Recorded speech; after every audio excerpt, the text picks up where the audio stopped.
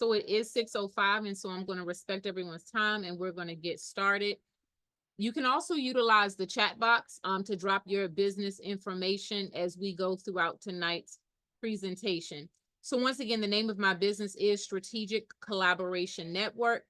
Tonight specifically, we're going to be talking about strategic planning for business expansion. I'm a visual person, so to the left side of this PowerPoint, you see the little connector lines. Tonight, hopefully something through the presentation is going to help unlock something in all of us. That way we can continue to connect the dots and connect the lines in terms of the direction we're supposed to go into as we continue to build and grow our business.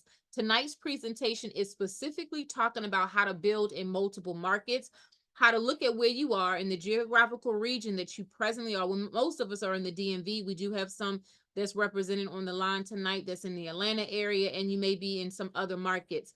But I want you to be thinking about where you currently are building, what market, what states are you currently building into? And with that thought in mind, then I want you to think about where do you want to grow to? Where do you want to build your business to? So a little bit about myself regarding strategic planning. I started my consulting business in 2007.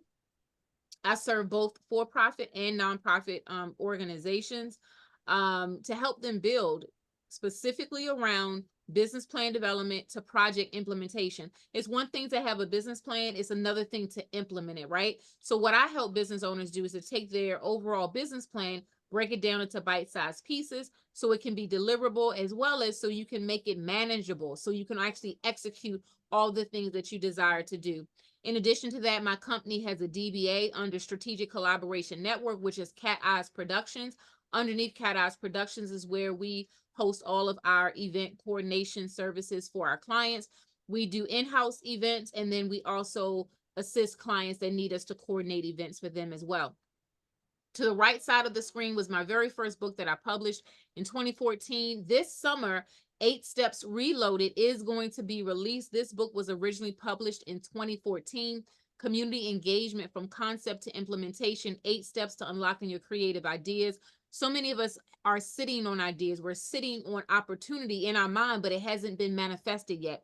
So when I wrote this book back in 2014, it was to help individuals to unlock those creative ideas. That's why you see on the front cover, you see the key, you see the person walking up the steps. Sometimes we just need another person to connect with that can help us unlock. And so hopefully something that's going to be said on tonight is also going to allow you to unlock creativity, allow you to unlock certain things that you can continue to move forward into the direction of your dreams for your business. But be on the lookout this summer. We are releasing 8 Steps Reloaded. It is the 10th anniversary upgraded edition of the 8 Steps. And we want to welcome anyone that's recently joined the webinar. Tonight, we're specifically talking about how to expand in multiple markets. So I want to get right into the meat of it. The power of strategic partners is one of the best ways to expand your business and expand your market. But one of the things we have to be clear about, well, what does strategic mean? What does strategy mean? It means being in an alignment between goals and our actions. It's not enough just to have our goals, but we have no action. If we have goals but no action, we're dormant. We have goals but no action, we're like cement. It's just dry, it's stuck, it's firm, and ain't going nowhere, it's not moving. And sometimes we have to think about where is our business in 2024, specifically July 1st, 2024, kicking off the third quarter. That's why I wanted to do it on a Monday to kick off this particular quarter. We have to make sure we are in an alignment with our goals and our actions. I want you to take a moment and I want you to think to yourself, what are your goals for this third quarter? And then what action steps do you need to couple with that to bring it to pass? And then when we think about having partners, well, what does that even mean, right? It is a co-owner or an investor in a business called a partnership who shares profits from that partnership with at least one other person and is involved with its operations. Now I want you to think about, because sometimes we use the term, oh, this is my business partner. We use that term so loosely. Now I want you to think about strategic partner for a second. We just defined it. Now I want you to think about the people that you either said that they're your partner or they vice versa, you're supposed to be their partner. Is it some kind of mutual exchange going on between the goals and the actions? And then if they are in fact your partner, Then are they investing anything in your business? Are you investing anything in their business, right? And then it goes on to say shares profits from that partnership with at least one person or another and involved in its operations. In this third quarter, we have to kill the word partnership if these things are not in the ingredients, if these things are not in the matrix, right? And we carry a lot of dead weight in our business because we're carrying people that's not contributing, right? And I'm not just talking about finances, right? It could be where an individual contribute their time, their energy, their intellect, right? It has to be some kind of exchange that's taking place. And so I want us to be thinking about who are your current partners now? Is it working? Is it not working? Because when we talk about strategic planning and building for expansion, we can't build for expansion if we don't have partnerships. We need it, but the partners need to be qualified. The partners need to be vetted, right? So I want you to think about who do you currently have or who do you have in your mind as partners? Are they vetted? Do they meet all the checkpoints off of the definition of a partnership? And then I want you to think about who are some new partners that you need to connect with and collaborate with. When we think about building and expanding, I want us to think about our geographical expansion specifically. What markets do you want to build in? I want you to think about that. We know for those that's in the DMV, we're in the DC, Maryland, Virginia area. Some are on the line tonight representing the Atlanta area. What's close to Atlanta? You got Florida on one side, and then what you got South Carolina on the other side. That's a tri-state area that you could be building in. But I want you to think about what geographical expansion do you want to build in? Personally, myself, I'm preparing for 2025. There's 25 states in total that I'm targeting. Now, with that, I'm not building it all by myself. I'm literally in this third quarter, I am reaching out to potential influencers, partners, people that I'm going to be working with and building with. And it's going to be a partnership. It's going to be a collaboration. How many markets do you want to build in? You don't have to build in 25 markets. My appetite in terms of what I want to build in 2025 is pretty aggressive. So that's why I'm going to be building in 25 markets. That's not something you have to do. If it is, you can match it or identify, no, it's 3 states, it's 4 states, it's 5 states. You have to identify now. One of the problems that I find in business when we talk about we want to build, we wait to the end of the year or wait to the top of the year and we think we're going to make it work. No, we got to start building now. Honestly, and I was talking to somebody earlier today. I said, the way I look at the third quarter, it is the fourth quarter. By the time fourth quarter comes, it's the holiday season. People start checking out. If you treat the third quarter like it's the fourth quarter, your fourth quarter financial output is going to look real good. And you're going to be setting the stage for your 2025. I know the third quarter falls right smack dead in the summertime where it's vacation time, it's travel time. Well, if you're going to travel, I'm not saying don't travel, but travel with intention. Have it to be a business travel trip so you can write it off. I got a couple of trips planned for this summer, but it's a business trip. It's going to be written off. So again, you got to make it all, you know how they say, make it make sense. Make it make sense in your business. Don't just be throwing out money or just, make sure that you're doing things that's conducive for your long-term growth and development. Okay. So again, what geographical regions do you want to expand into? I always tell people, and one question that comes up, well, how do I determine what state that I want to build into? I always tell them, build with the end in mind. Build based on that target market that you may either already have some kind of relationships with. I'm the 25 states that I've identified, some I have no relationship with. But guess what? Because we live in a digital world and we have social media, and on social media, they have so many different groups and platforms, just about every state. You can meet people and then take it offline, have a real conversation. LinkedIn is a beautiful place, right? I tell people there are no excuses. Any excuses in terms of building, I don't know a lot of people. These are some things that said, I don't know a lot of people. I don't know. Listen, we are in the season, we are in the third quarter to eliminate excuses, literally eliminate the excuses. And that is what's going to push your barriers away, because sometimes we live in a business barrier. We live in a box, and it's a reason why I picked this picture. If you look behind me, it's a body of water that's springing up. I truly believe, and you see I have on the color green. I got green on tonight. Green is symbolic. We all want our businesses to be lucrative and financially overflowing and just springing up like a well of water. The only way it's going to do that is if we expand our borders. The only way it's going to do that if we're very intentional about where we're expanding. And the only way we're going to do that is if we treat this third quarter like it's the fourth quarter. Now, listen, I'm not big into the sports in terms of knowing all the right plays or whatever, but we know in football, the fourth quarter, or just about any football or sports, the ending of it is where it counts, right? And so when I think about this third quarter as it relates to my business, this is where it counts. This is not the time for me just to be up in the cut chilling. This is not the time for me taking off, right? Now, everyone's appetite and hunger for their business is different. So I never push nobody beyond where they're ready to go. But here's what I will say. I want you to think about what type of legacy do you want to have attached to your name.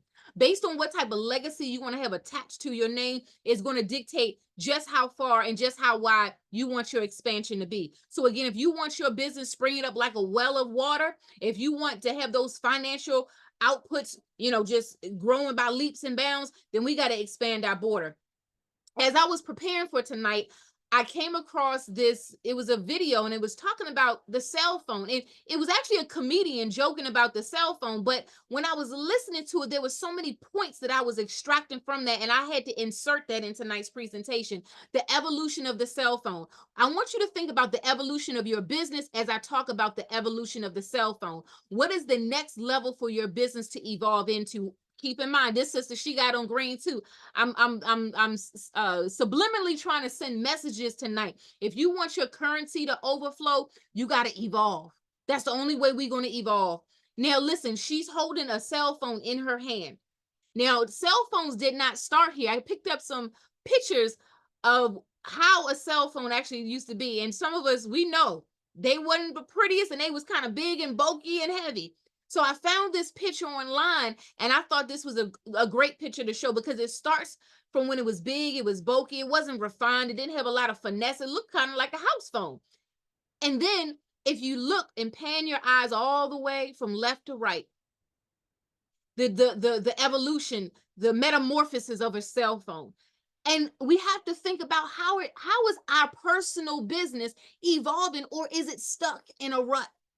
Because see, sometimes we're not seeing the financial output that we need because we're not evolving. And sometimes people never get started because they say, listen, I'm not refined. That cell phone wasn't refined in the very beginning. It was big and it was bulky.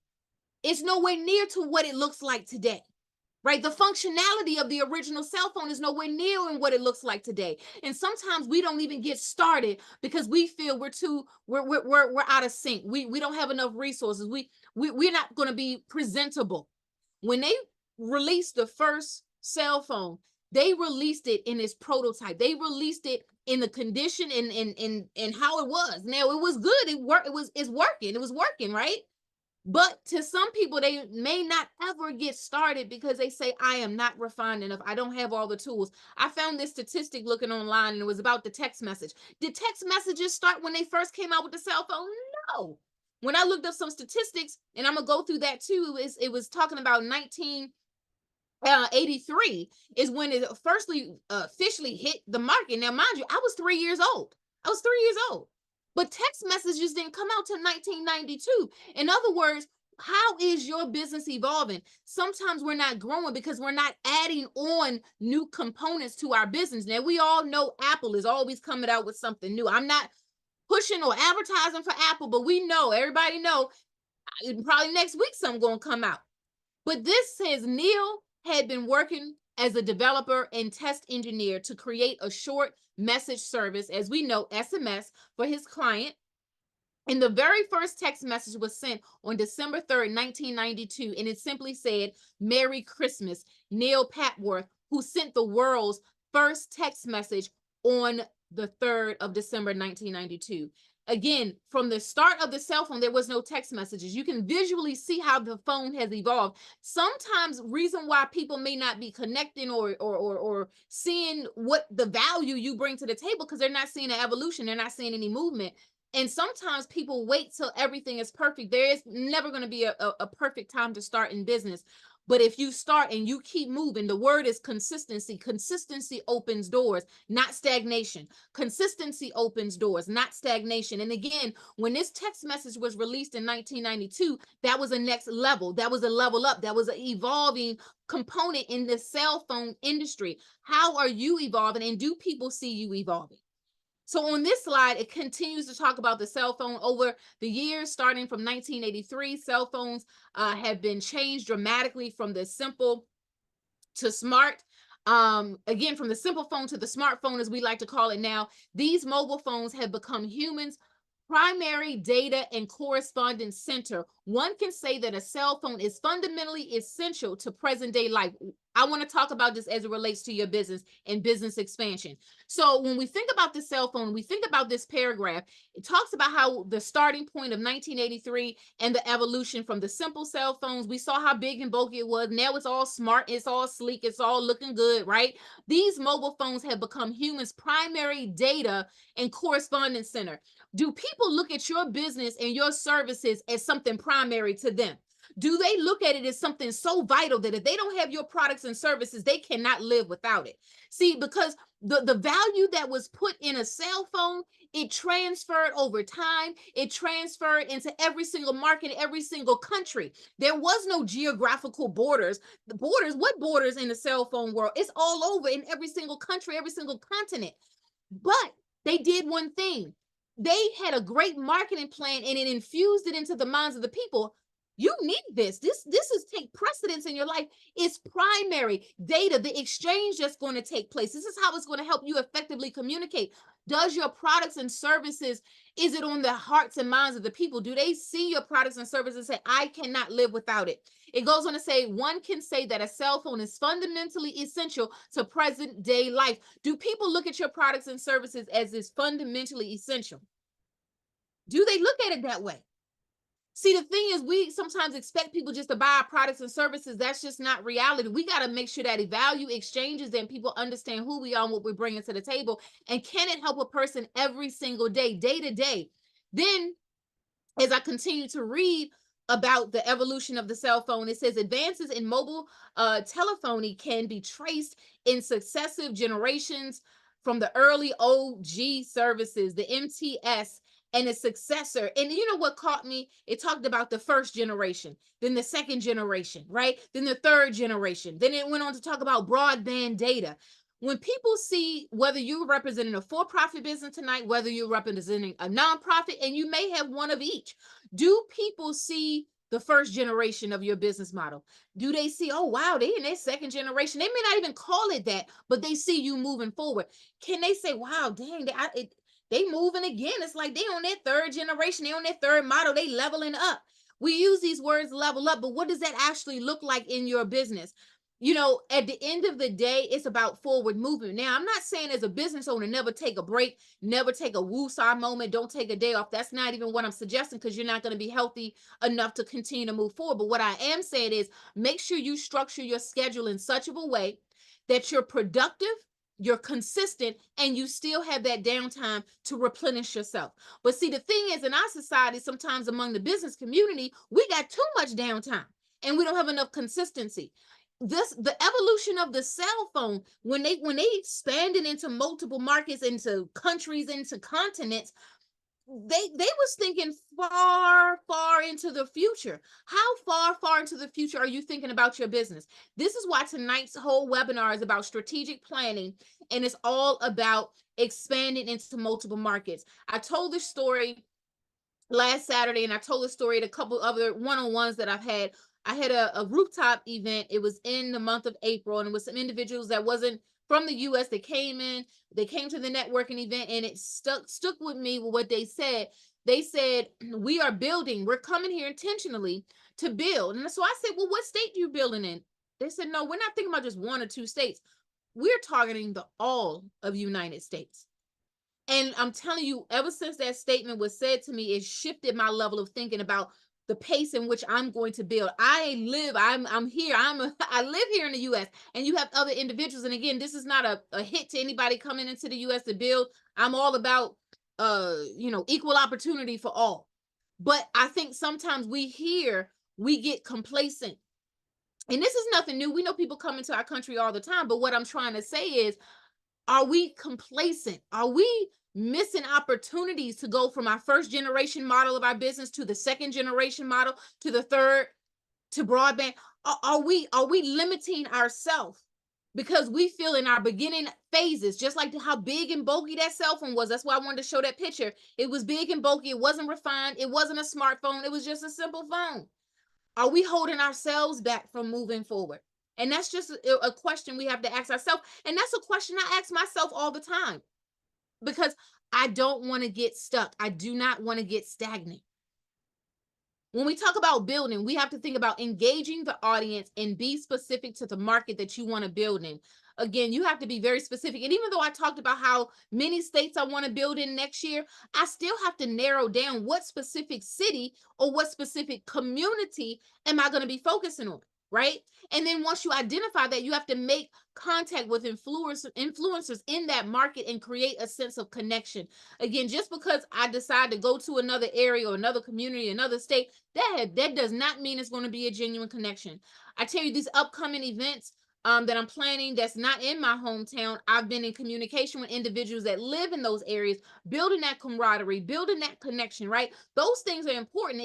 You cannot wake up one day, say, look, I'm going to go build in this new market. I haven't talked to anybody. I'm just going to go and show up.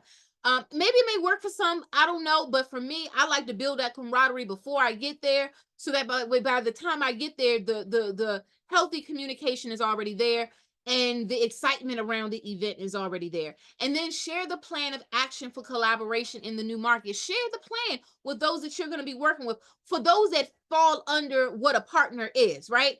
Again, we're not carrying no dead weight in the third quarter, because third quarter is now the fourth quarter. We want to encourage questions and provide thoughtful responses to enhance the audience participation. Some people say, well, people are not getting with me. I see sometimes on social media, people not getting with my business, people not support. If people are not supporting, we have to ask ourselves, why are people not supporting?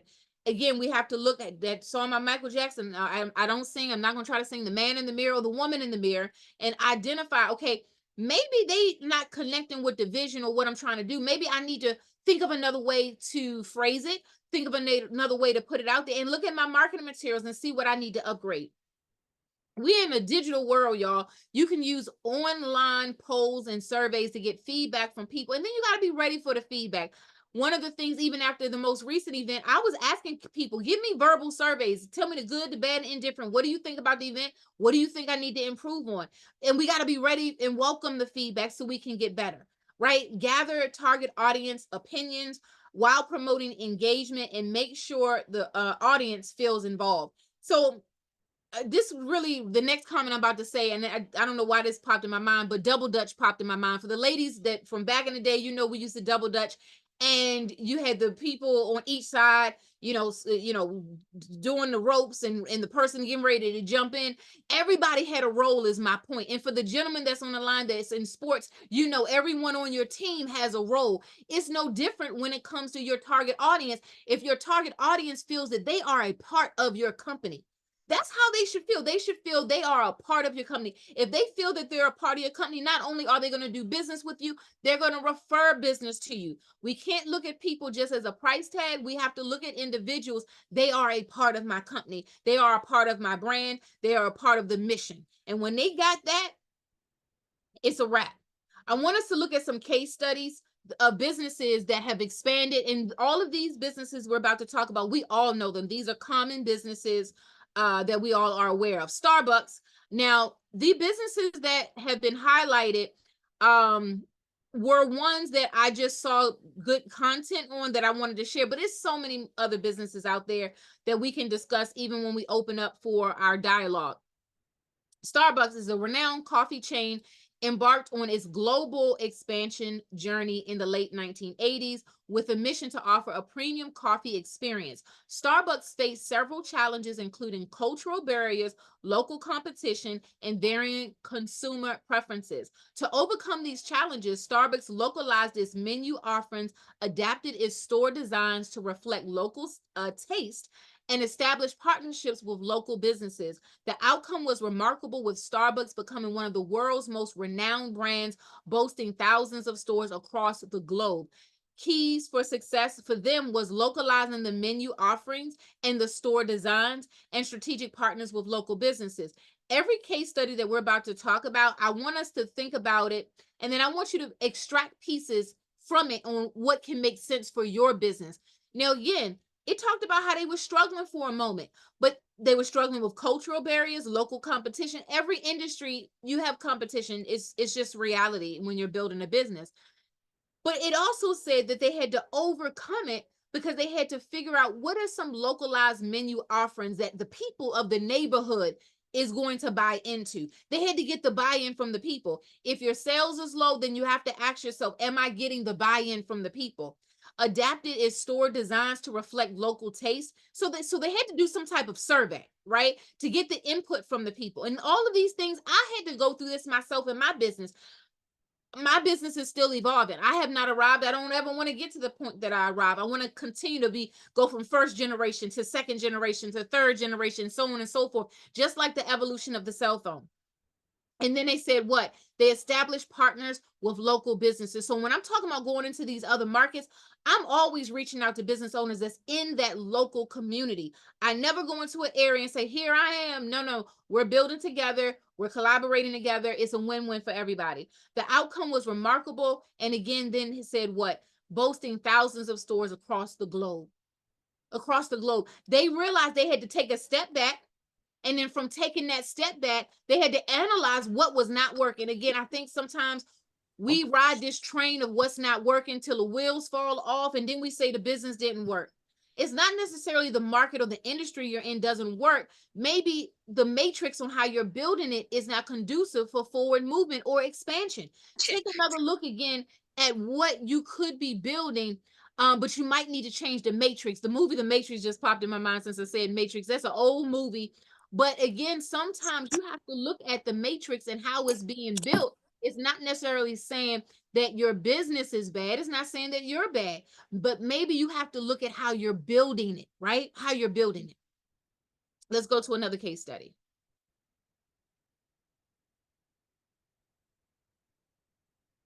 Nike, everybody knows about Nike. Nike, a leading sportswear and equipment manufacturer, expanded globally in the 1970s despite facing stiff competition and regulatory hurdles in various markets. Nike focused on building a strong brand equity through innovation, through innovative marketing campaigns and product differentiation. Tongue twister word. By investing in research and development and forging partnerships with athletes. We all know some of those famous athletes now, and sport teams worldwide. Nike emerged as a dominant player in the global sportswear industry. What were some of their success factors? Innovative marketing strategies and product differentiation through research and development. Listen, y'all, I want you to think about Nike. Who don't know about the Nike tennis shoe, right? But the thing is, they expanded globally in the late 1970s, but it talked about how they had some stiff competition. Now I want you to think about the industry you're in. What type of competition do you feel that you're up against? And then I want you to think about what are some innovative ways that you can still pierce through in that industry and offer something different that nobody has ever seen. But I want you to pick out this point. This is another company that said forge partnerships. Remember the Starbucks said partnerships? Nike did the same thing. They created partnerships. That's why at the top of this presentation, we define what is a partnership, and we'll close out with what is a partnership. Because again, we got to cut off the dead weight. We got to really understand what a partnership is, and are we operating in a partnership so it's a mutual exchange. Now they partner with who? They partner with athletes. They partner with sports teams. It made sense for them, right? And it took their business to the next level. So I want you to think about what type of partners do you need in this third quarter, because this third quarter now is the fourth quarter, which is setting the stage for 2025. I also, as we're going through these case studies, I want you to be thinking about what financial output do you want for 2025, right? Whatever that financial goal is, you need to set the stage for it right now. Airbnb. Now we all know the Airbnbs have multiplied and they all over the place. Airbnb, the peer-to-peer accommodation platform, they disrupted the hospitality industry. Look at the word disrupt. How can the business that you have, that LLC that you went to the state of Maryland or whatever state you in and you filed your paperwork, how can you make a disruption in the industry that you're in? It talked about Airbnb made a disruption in the hospitality industry, right? Because it had an innovative business model.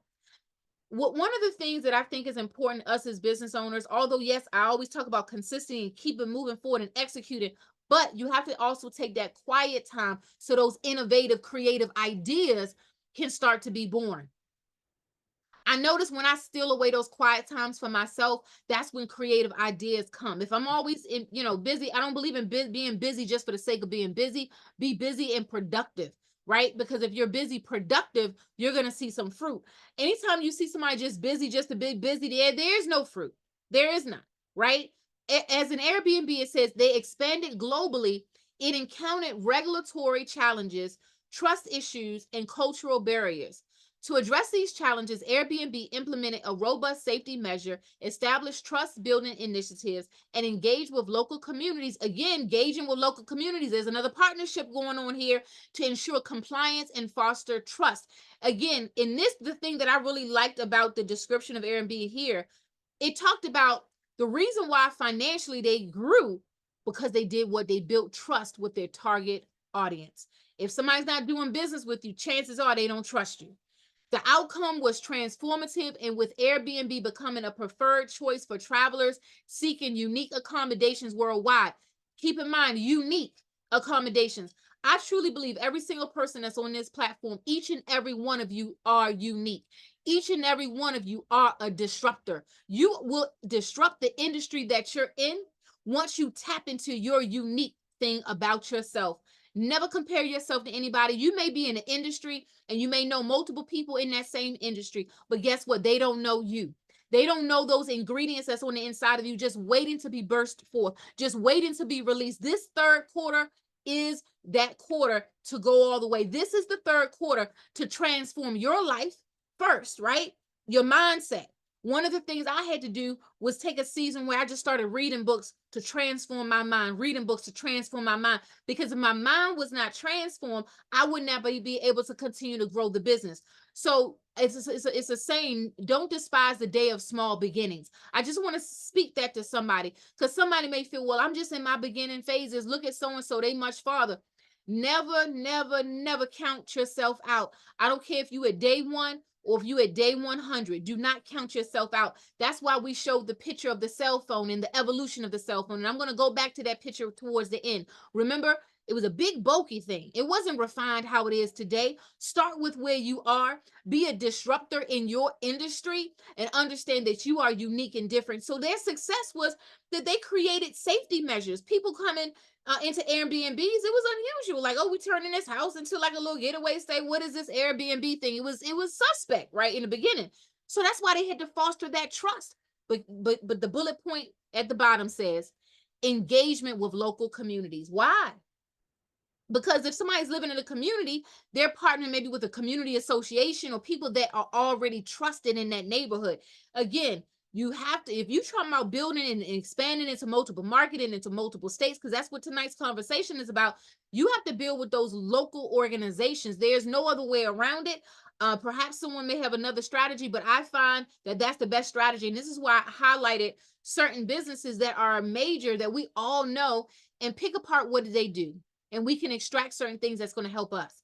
Well, we all know this one, Amazon.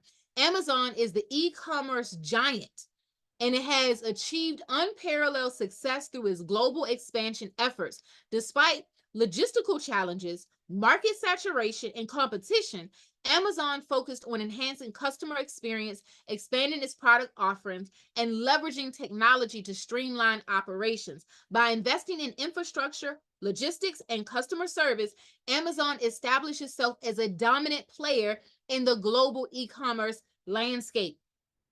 What are their success factors? They focused on customer experience and they invested in technology and infrastructure. Sometimes in business, we need to take a season just for infrastructure. That's still keeping in the game. That's still being in play. That's still moving forward. Sometimes we have to take a pause because if we know the infrastructure of our business is not solid, we building on sand and it's not going to stand.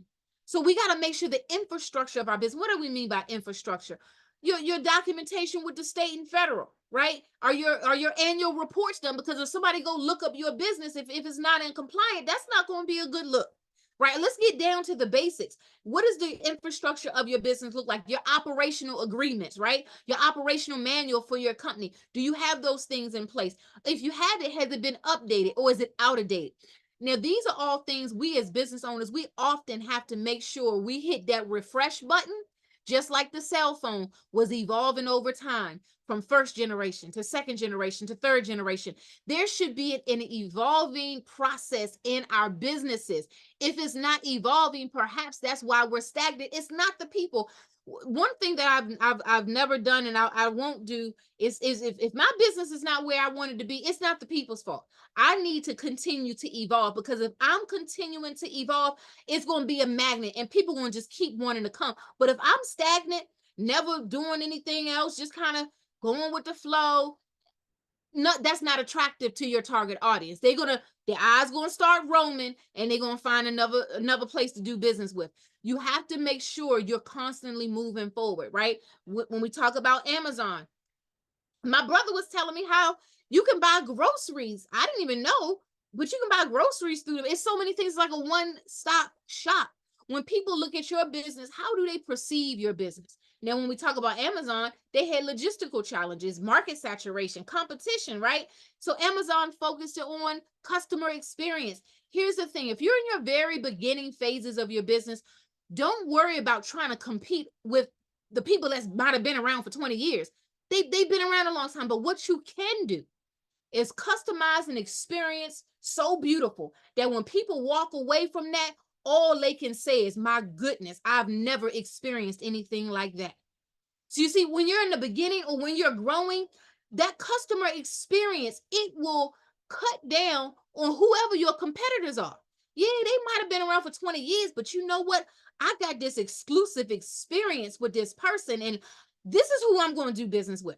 Expand your product offerings. Do you have enough diverse offerings, right? Or is it kind of limited? Sometimes if your offerings are limited, it may be limiting the clients that's going to be coming to you. So we have to think about what are your offerings, and then technology. Listen, we know technology is always shifting, it's always changing, but one of the things we have to do is make sure we're on the cutting edge of technology. Now, we don't have to do it all. You can bring on interns, you can bring on staff, you can bring on 1099 contractors that might head up the technology part of your company, but we cannot build a company and not have that technology piece to streamline our operations, right?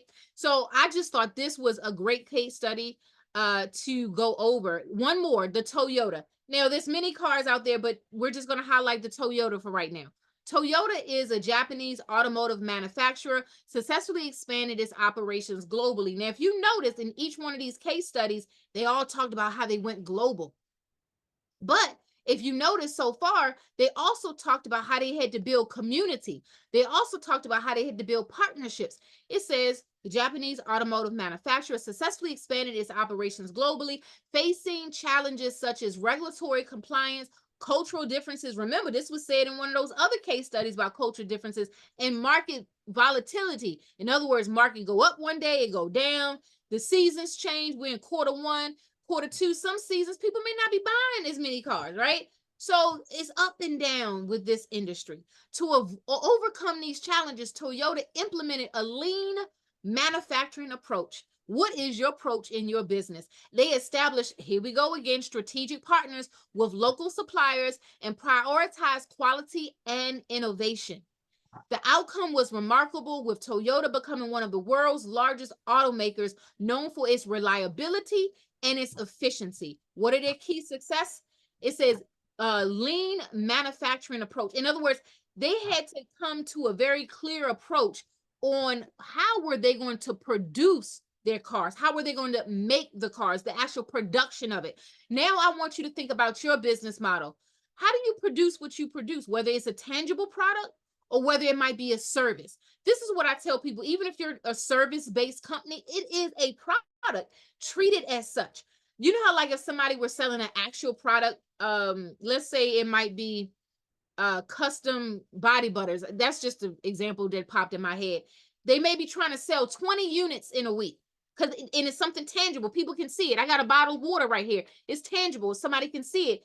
You can feel it, you can touch it. For those service-based businesses out there, you have to transfer what you offer to the point people can feel that they can actually touch it, that they can actually look at it. They can actually, oh my gosh, this is refreshing. It quenched my thirst. Does your service that you offer to your target audience, can it quench their thirst? Can it fill a void in the marketplace?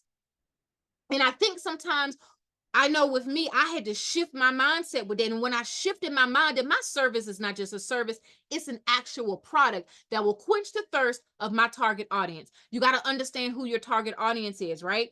Toyota then became one of the world's largest automakers because of two things. It says reliability and efficiency. Reliability and efficiency. When someone thinks about your company, do they say you're reliable? Do they think of your company as efficient? What are those words that pop up in a person's mind, right? That's how you have to think about it. Now, when we talk about navigating through new territory, we got to think about community mapping. I'm specifically talking about going to another geographical region that you don't live in, that you're not from. You have to understand the business community that you're going into. You also want to do a research of the Fortune 500 companies that's in that said community. You want to also understand the residential complexity. How many homeowners, how many renters, all of this is public knowledge. You can do Google research on all this kind of stuff. Then you want to research who are the community leaders in that neighborhood, right? Then you want to do a tri-state research on the market that you're building in, which is called a market analysis. I would highly recommend for anyone to go and read this article. It was an article in 2022 by SBA. It's called the Small Business Profile for the States, Territories, and the Nation. If you go on there and you identify a particular state you want to build in, it gives you a breakdown of the matrix of that state, the business community, the corporations that's in that community. This is one of the sites that I go to, that I do my research when I'm considering to build in a new market, right? So I highly recommend, if you have some time, to read that article, go to that profile. It's a wealth of knowledge, because this is actually a component of the business plan where you're creating a business plan for your business. Market research is one of those components. And so some may say, well, I don't know where to go. So this is why I wanted to highlight this particular site where you can read that article. Market penetration, this is so key, right?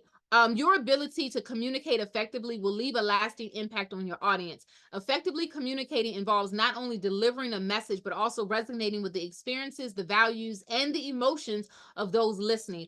Don't sell your products and services, transfer your value, and your sales funnels will never dry. I'm gonna say that again. Don't sell your products and services, transfer your value, and your sales funnel will never be dry. I remember I attended this marketing class years ago, and it's something that was said that stuck with me. And the facilitator had said, always keep 10 in play. Always keep 10 in play. And what he meant by that was, in a course of 30 days, you should have a potential 10 clients that want to do business with you, that you've already given a presentation to, that you've already shared what you do.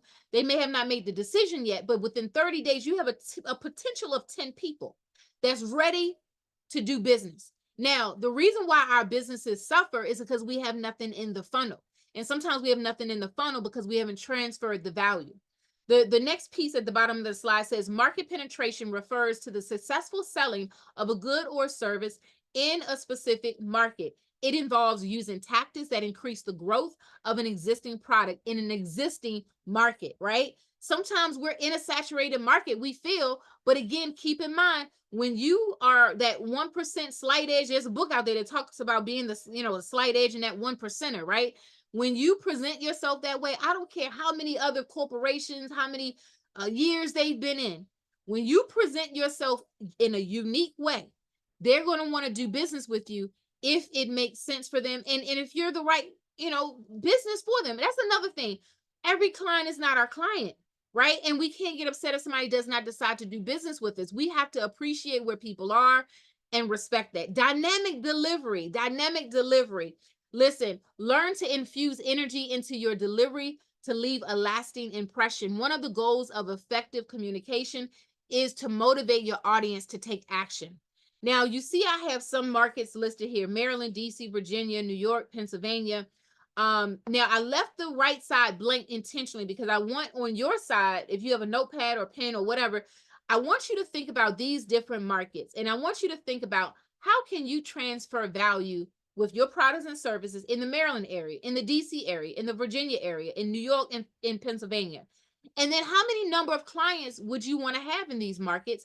And then what is your end goal in each of these markets? These are just certain states that I identify. It could be a completely different market for you.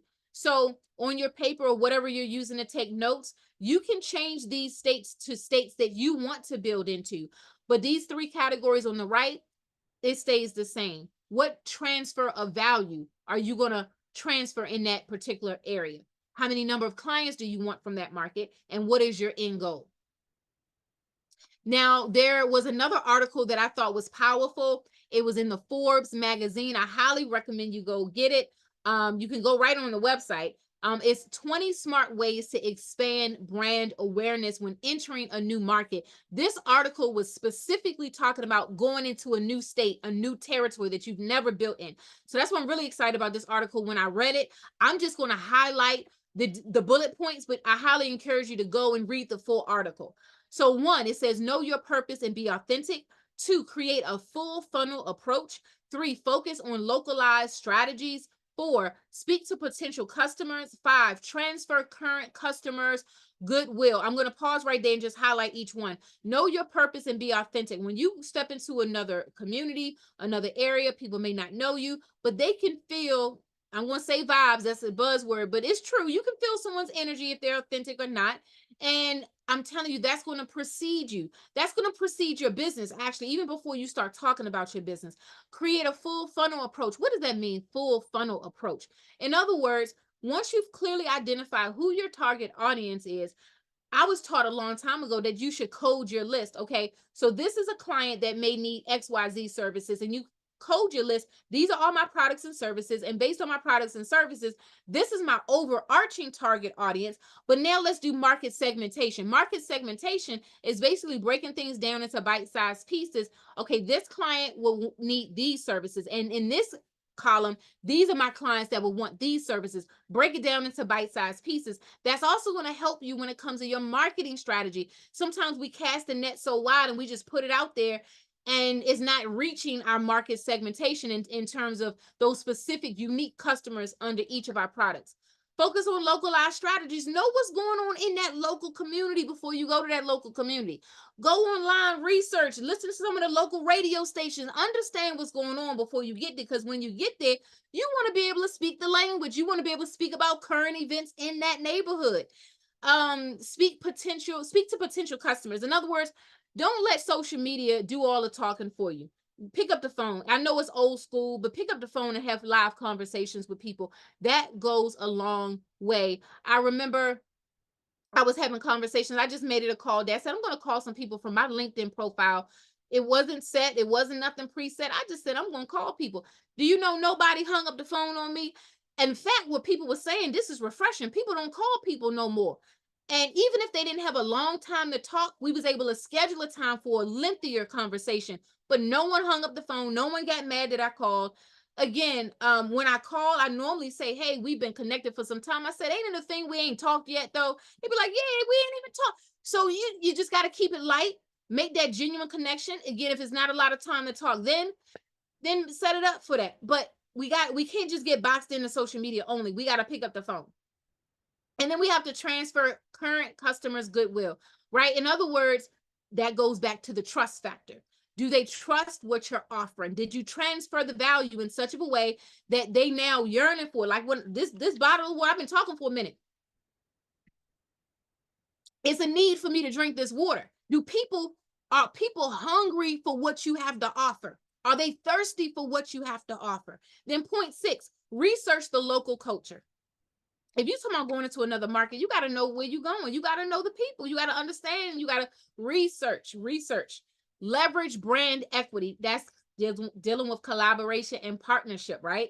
Don't transplant existing brand strategies. In other words, if something is working, you've identified that and you're collaborating with someone, it should just be a snowball, right? Let it snowball. and collaborate with people where it makes sense. Because when you start talking about existing brand strategies, that means it's been tried and proven and it sticks and it works. Partner with local companies. Who are you partnering with when you go to another community? And then use tried and true campaign tactics. That's really talking about social media. We know there's so many ways now people can use social media ads, right? Yes, I'll drop the link in the chat box. There's so many ways now that individuals can use ads on Facebook, YouTube, and you can utilize that as leverage. So I'm not saying don't use it. When I am saying use a little bit of the old school by calling people, and use a little bit of the new school, mix it up a little bit. And then let's go to the next slide. 11, gather qualitative and quantitative takeaways. In other words, let's sit back, let's analyze what worked well, what didn't work well. Get verbal. I love verbal surveys. After I do any event, I'm always asking, how do you think about it? How do you feel about it? Tell me the good, the bad, the indifferent, so I can improve. And then do your homework, right? It's no different. Think about when we're all entrepreneurs right now, but think about when you was going on a job interview. Typically, what did they tell you if you go to an employment place to prep you for that interview? They said you want to do some research about where you're going to go get a potential job. It's no different if you're trying to expand your business into a new market, but we're going into new markets and haven't done our homework. 13, work with micro influencers. Sometimes everybody always want to get those that got 1 million followers, when there are individuals in our community that are considered influencers, but sometimes they're overlooked because, oh, their social media isn't popping. Again, I don't base who I partner with or collaborate with based on social media. A person can have so many numbers on social media, but that don't mean they got good work ethic. That don't mean that they connect well with people. It don't mean any of that. So identify genuine people that you really can connect and collaborate with and build. 14, have a trusted leading voice, right? So as you continue to build and expand and you're in all these other markets, even for me right now, one of the things I'm doing in this third quarter, I'm interviewing individuals that I want to bring on by the fourth quarter. That's going to be our strategic coordinators, right? There's no way for me to expand into all these markets just on my lonesome. There's no way. So this third quarter, I'm interviewing people. Fourth quarter, bring them on. January 1 is go time, right? So you're going to have to bring on some other individuals that can be a voice for your company. Align with credible creators. Keyword is credible, right? Sometimes there's always different offers that's presented to me. I'm vetting things along the way. I don't say yes to everything because my credibility is everything to me. It's everything, and it's everything when it comes to your business, right? So at the end of the day, make sure you only align with credible people. It says credible creators. We're co-creators working together with one another. 16, grasp the challenges of the new market. There may be certain challenges in every area you go to. Different states have different challenges, right? Understand what those challenges are. So when you go there, you're going to be like this bottle of water, just coming to quench their thirst when you come to that market. Then leverage local influencers, right? You have local influencers, they call them micro influencers, and then you have your local influencers, building those genuine relationships. Now, you don't wait till you go to that state, though. You got to start that early and build those conversations. 18, take a straddle approach. In other words, you want to make sure you have balance in your business as you're moving into these new markets, right? You want to have balance. And then 19, collaborate with a complementary brand, a brand that you feel that you've researched, you trust it. It's a quality brand. They treat people right, because that could be something that you can collaborate and build with. Number 20, take a stand on a hot issue. So when you're thinking about going into a new state that you're not from, this is a part of your research. You're going to research what's the climate in that community. What are some of the issues around the industry that you're in? And you're saying, listen, I've done some research about your market, and I see these are some challenges that's going on in your community, and this is a solution that I can provide, right? So you got to do the research first. Now, this is another thing for your note-taking purposes, another activity. So it says right here, visibility, impact factor. What are some things that's going to impact your visibility?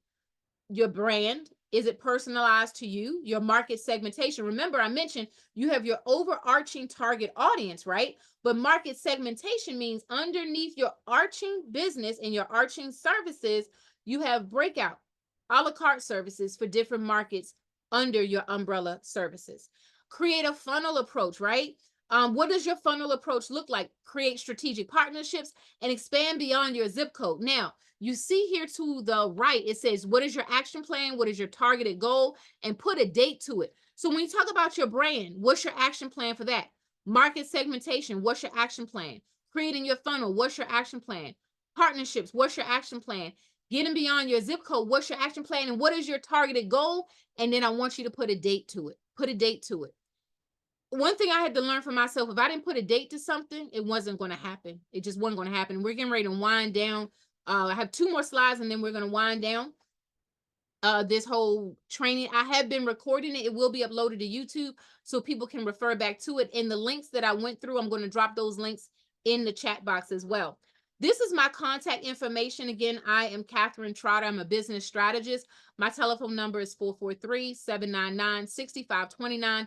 You can reach out to me via email, ct@catherinetrotter.com. You can also check on my website, catherinetrotter.com, and you'll find client testimonials there as well. Now, I do want to highlight some upcoming events that's going to be taking place. July 27th, Nashville, Tennessee. We're going to be at the Black Box Studio that day doing a networking event. And then on August 17th, we're going to be in La Plata, Maryland, doing a networking event. And then on August 24th, we're going to be in Atlanta, Georgia, doing a networking event. So these are the upcoming CEO network mixers that my company Strategic Collaboration Network is hosting. You see the little puzzle piece, because that is one of the messages that I'm sending out from my company, is that we're each other's puzzle piece. So as I build Strategic Collaboration Network, understand that this network is not an island unto itself. I'm a puzzle piece, and each of you that's represented on this platform tonight, you're a puzzle piece, not only with this network, but with the networks that you're building in your own industry. I want to go back to one of the previous slides that showed that old cell phone model. Because again, no matter what stage you are in your business, you might be in this beginning phase where the cell phone was big and bulky. It wasn't stylish. But if you look all the way and keep panning all the way to the far right, you see the evolution of the cell phone. I speak life to every single business person that's on this platform. Just like how the cell phone started and it had to go through its growth process, that's how each and every one of you are going to go through your growth process. And so I'm going to pause right now. The presentation has concluded. I thank everybody for being on. I'm going to stop the recording and open up for Q&A and drop the links in the chat box. And for those of you that's going to be watching on YouTube, if you have questions, when this hit YouTube, you can drop your questions in the YouTube comment section. You can also send me an email directly, ct@catherinetrotter.com.